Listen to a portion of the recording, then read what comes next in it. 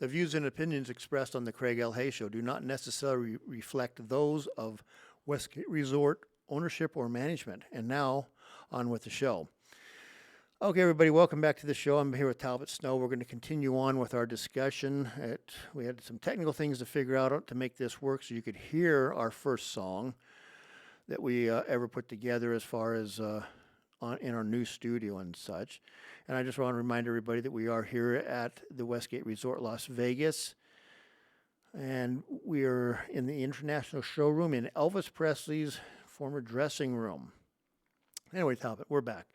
So this is going to be, so everybody can hear this song. This is a song called Slave Driver. And it's, 6 minutes long or something like that. It's kind of long.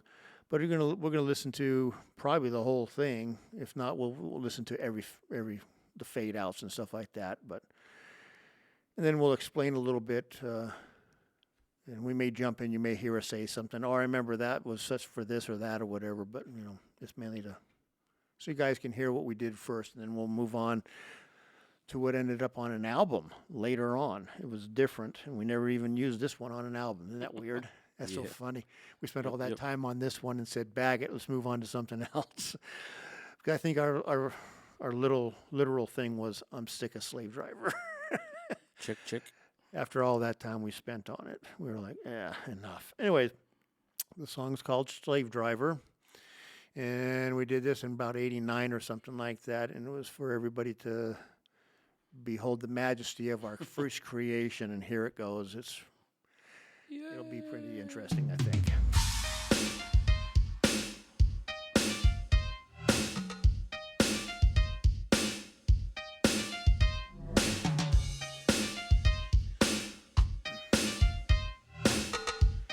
A very long intro.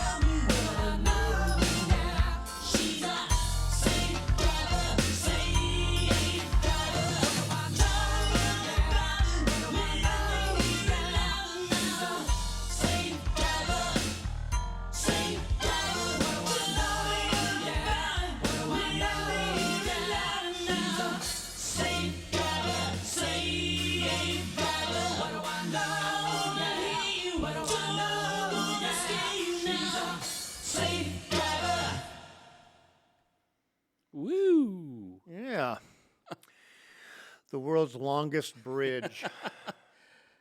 Man, that was a fun song. Gee, that was. It was.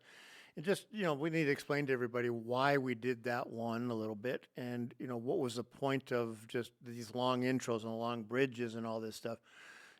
As I think we mentioned one time, we had to find out if all this gear would work and lock up together. So we had all these sequencers, all these things playing at the same time, and this one was the one to see if we could make it lock up, and work together and track along with all the vocals. And the one thing I want to do is talk about the stuff that you're hearing on tape, the 15 tracks we talk about. I think the only thing we put on that was your vocals, Jim's vocals, Yep. the guitars, and some cymbal smashes and stuff like that. Everything else was all sequenced out, Yeah. Yep. if I remember correctly. We're going back 30 years on this stuff, but I'm 30-something years. just so you know, I'm making notes here. I'm not ignoring. Just typing some thoughts on as I was listening to this. So, from my point of view, how I came up with some of the ideas and lyrics and general approach was this thing was partially based on, or I should partially influenced by Peter Gabriel's Sledgehammer. Yeah. That was at the time one of my absolute favorite songs, favorite albums. Still is to this day. Oh, yeah, it's still a masterpiece, man. And so I was, in my way of thinking, we've got this new studio. Let's throw everything in the kitchen sink at this production. As you said, we maxed out tracks, that we had available for vocals. Then we were using sequencers, for keyboards. The keyboard had one sequencer, and the drum machine, I believe, had another, and they all had to be synced up. They had to be pre-programmed beforehand. Mm-hmm. And, we used that in sync with the Simply track on the multi-track to make it all jive together. So, yeah, we were extravagant because it was our first big production out of the gate. And I remember also we were trying to get it ready for a church dance. I don't know if you remember that. We had a church dance coming up that we were booked at. Oh, I don't remember this. Tell me about it. Remind me, because I don't remember. Oh, for the AMP system. Yeah, Okay, because yeah. we So still had AMP going. We still too. had that Oh, going. yeah.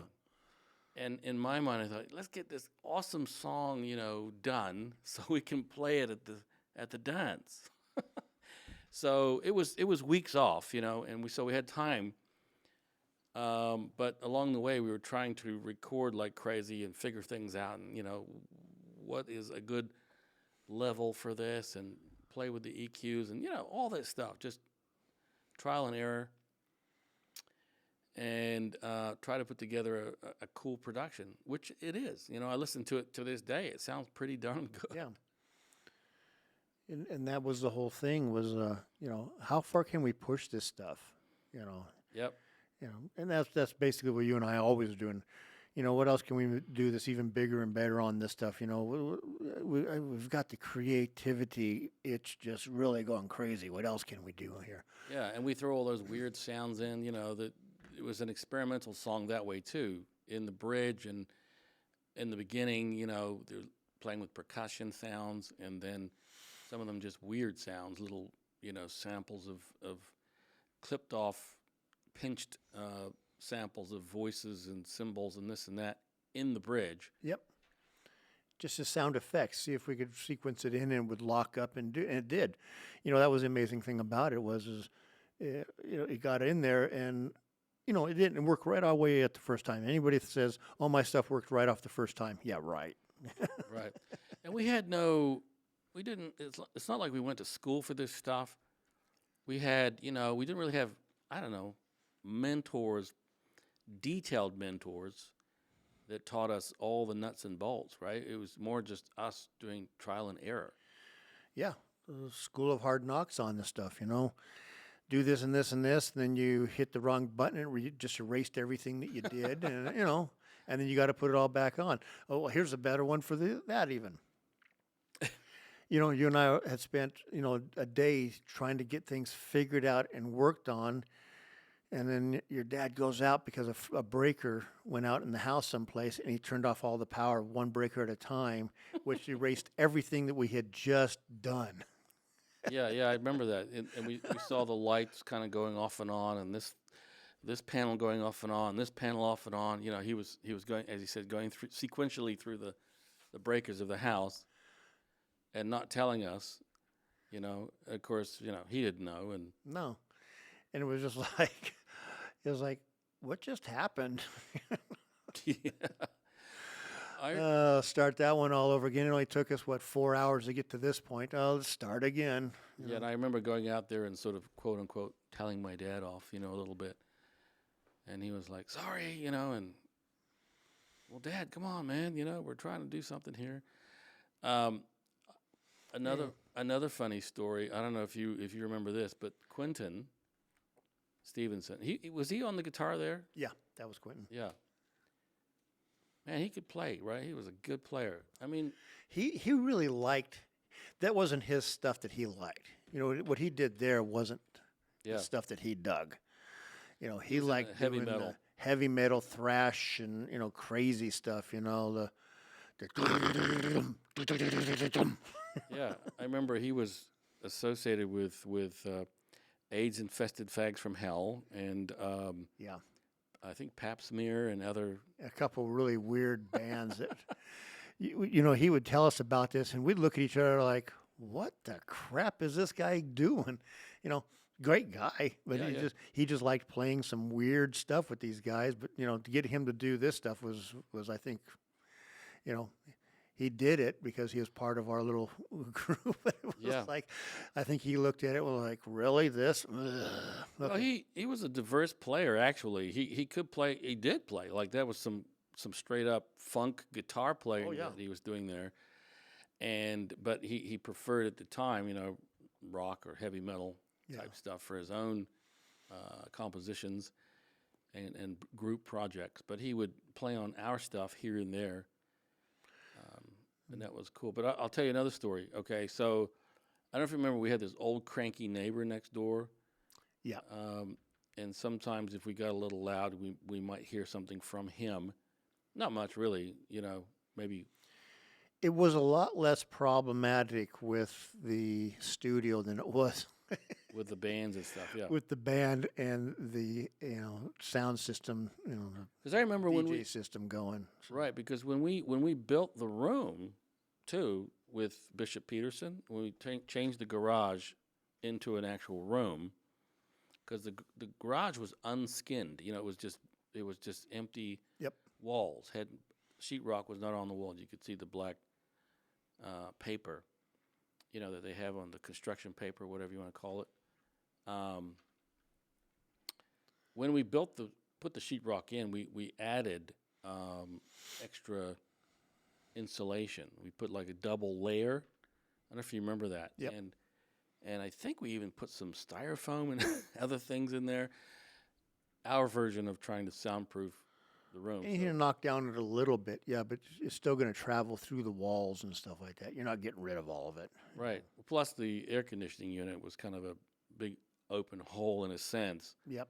right there facing the neighbor. So, anyway, once in a blue moon, he'd come over and, complain. Wasn't a big deal. But one day, Quentin showed up. Somehow he'd gotten a hold of some, that theatrical pyro powder stuff that you can blow up, you can explode. It's like you light it and it goes woof, if you have it in a small layer. Yep.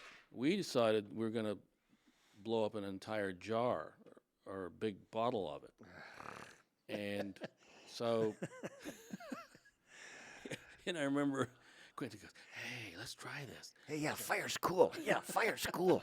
So Yeah, we go into fire's cool. we go into the side yard, which is right next to the complaining neighbor, old guy, and we put a paper wick in this jar, and we lit it, and then we'd run away, and kind of hide behind we had no idea what it was going to do, and we waited for a minute, and we go back out, it's nothing, it smoldered, turned out, blew out, so we lighted again, run away, waiting, nothing. One more time, we lit it. We run away, hide behind the door, and we were just about to come back out again, and it blew. Boom! And it was like a sonic explosion, because it was all that powder in It was condensed into one little area. Yep. yeah, in a jar. And the side yard looked like, a small meteor had hit. It saw this black hole in the middle and these, like small crater kind of streaks, black streaks outward. And there was a bunch of junk back there, and it had blown them all apart, and away in a circular. And there was a huge amount of smoke. I mean, it looked like a forest fire had gone off. and the neighbor sticks his head over the wall like, "What the hell are you doing?" and I knew we were going to be in trouble if I told the truth, so I said, I think the lawnmower blew up. And my poor dad comes out and he's trying to apologize to the guy. Yeah, I think it was the lawnmower, and the guy believed us, thankfully. Yeah. Didn't call anybody on you. Jeez. And thankfully, he didn't hurt the studio at all. But I don't know if do you remember that, or you weren't a part of that? Or? You told me about it, Okay. yeah, later about it, and I was just like, but I was doing shows that had pyrotechnics in it, it had all this stuff, and I'm like, oh, you guys, Yeah, we had buckled the gate and everything. I mean, it was a heck of an explosion. Luckily, it was sort of that side yard was surrounded by brick wall, so that absorbed most of Yep. the explosion. Otherwise, it might have spread out further into the neighborhood. But anyway. It was funny, and it was such a loud boom. We literally crapped our like, oh my goodness, When Dad comes running around, what the hell's going on? The old guy's over the wall. So, anyway, funny things. There's so many funny stories around the studio that I could. Oh, just that studio just attracted everything and everybody, and it was just interesting. Do you remember going back now? I know I'm jumping around a little bit, but That's back maybe it was with the DJ rig we had, but we stuck the speakers outside of onto my folks' driveway outside of the studio, and we cranked them up. I don't know if you remember that or not. And we decided to see how far we could walk and still hear them fairly clearly. Yeah. We cranked them up, and then we started walking down Palma Vista, up Yeah. Palma Vista Towards Eastern, yeah. toward the Eastern. And I mean, we were almost to Eastern. You could hear those things clear as day. Yeah. They go, And so could all the neighbors that appreciated every single second of it. yeah. And we thought, wow, those things are clear. They've got, nice throw, Yeah, these the poor people in that neighborhood. And my poor folks, Jeez. too, like the neighbors looking at my folks like it's all their fault. Yeah. Didn't you raise your kids better? And who's that tall, skinny guy over there that's leading your son astray? Yeah. Yes, I was tall and skinny at one time. You were a hell of a basketball player, too. I remember, in the early days, you were like kicking butt. Yeah, I did enjoy it. I had some good stuff with that. So we only got about 5 minutes on this episode. And then when we come back, we're going to talk a little bit about an album, and we're going to play one of the cuts off that album. But basically, bottom line is that song that you heard, Slave Driver, that was the experiment. And Yep. boy, we put time into it. And believe it or not, that was, like you said, a couple weeks worth of work, and that was working that and working it. And all the vocals that you're going to hear on everything, there's no Pro Tools back then. Those were Talbot and Jim and even me a little here and there. Mm-hmm. It was doing it right or doing it another retake or a retake or punch in, punch out. I mean, it was so labor intensive Yes. to get everything absolutely perfect. Because of one thing about it, we wanted it perfect. Yeah. I'm surprised, actually, listening to it now, all these years later, how detailed and clean everything is. And even my voice, like I remember doing those takes.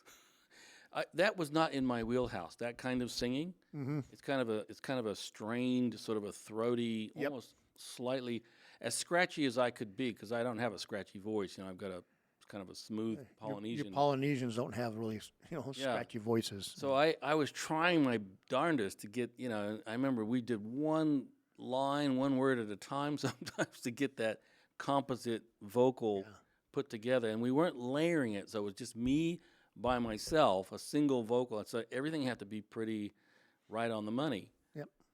And I became really good with fast fingers on punching in and out on just one word or just a part of a word or, phew. yeah.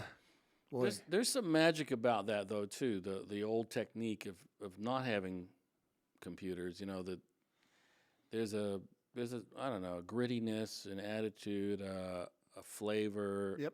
a quality, a type of quality that you don't get as much these days just by fleshing it out, blood, sweat, and tears, and just doing it until you get it right. And that's the bottom line. Just do it until you get it right, over and over. And we didn't even care if a note was just, I don't care if it was a tiny bit flat or tiny bit sharp. Oh, we got to fix that word. Yep. You know, We didn't have auto-tune. nothing like that. It was like you had to do it right until you got it right. So, Yep. anyways, we didn't have time stretching. no, we didn't have any of that fun stuff there. Today it's easy. Today you can even make someone like me sound halfway decent. So, because I'm an audio engineer, I'm not a singer per se, but I'm sure having fun putting together this project I've been playing with you on. Mm-hmm. Yep. Anyways, that's this episode of the Craig L. Hayes Show, and when we come back, we're going to play another song, but it's going to be off of an album. We'll tell you a little bit about the album, and then we'll play one of the tracks off it and show you. You've seen this one, and then we'll show you what we ended up being able to create because we got it figured out and put it on an album. Until then, this is the Craig L. Hayes Show, and we'll be right back. Cool. That was cool, man. I didn't realize you had that whole song because I know when we did some of the transfers, remember some of them were glitchy. Yep. But Some of them are, but that's